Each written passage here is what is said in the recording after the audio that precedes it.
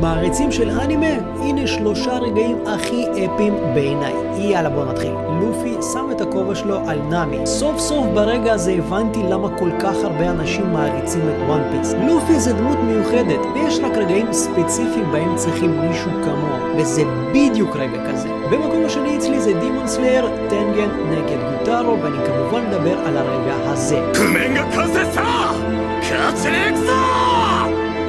לא רק שההופעה שלו פה אפית בטירוף, וגם השחקן שמדובב אותו פשוט גאון, אבל גם הקרב שקורה אחרי זה היא בין הדברים הכי יפים באנימציה שראיתי בכל החיים שלי. ובמקום הראשון כמובן אטאק און טייטן, שנתמקד דווקא בסוף. הרגע הזה שבו מיקאסה